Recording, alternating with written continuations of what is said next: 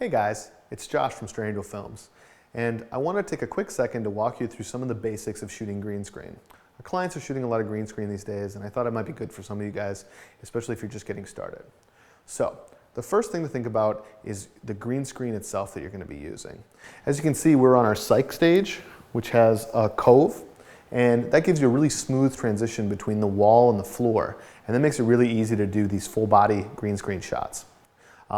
Now what you're seeing right now is a close-up shot. And for those, you can usually get away with either what's called a green rag. It's basically a piece of cloth that can be stretched in a frame, usually 4x4, 6x6, 8x8, even up to 20x20. And those are really portable, and they're good for, like I said, medium shots and close-ups. The other option, if you want to go really small and portable, is you can go to your local craft store and you can get some foam core board in green.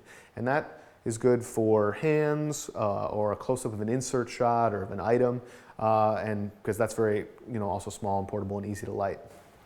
So the next step to think about is how you're going to light the green screen itself. So what you're going for is the most even exposure and color possible.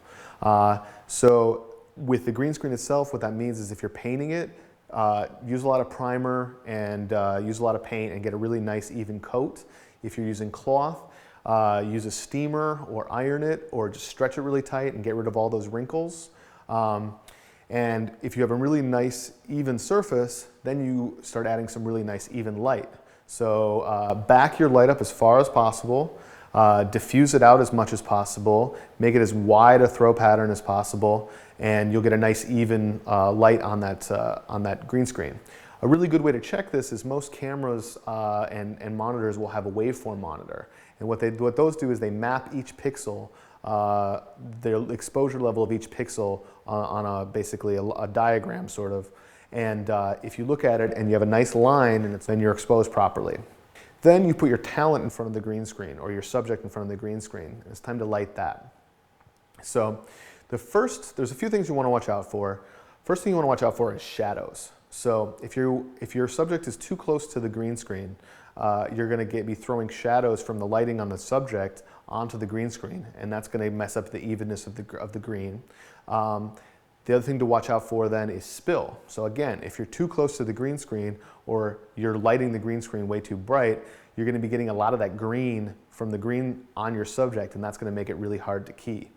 Another good trick is to backlight your subject. If you have a nice little rim light coming on your subject, that'll help you by isolating them from the green screen a little bit, and that'll help it make it easier to key. But those are some basic principles. But what you really want to do is you want to make that lighting on your subject match whatever the shot it's going into is. So if you're trying to have somebody walking along and you're going to put them on a beach, and the sun on the background on your plate is coming from the left, and you need to light them from the left. And a really good director of photography will be able to look at the plate that they're going to be using and try to match the lighting on the subject, and that's going to make it look the best and give you the smoothest looking keyed shot. The last thing you want to think about is the camera you're using and your framing.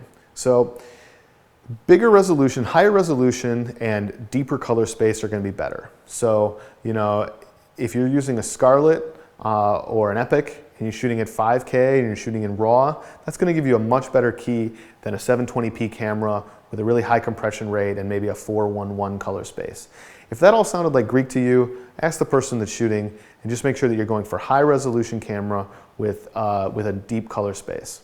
And then the next thing you think about if you're trying to maximize resolution is the framing of the subject.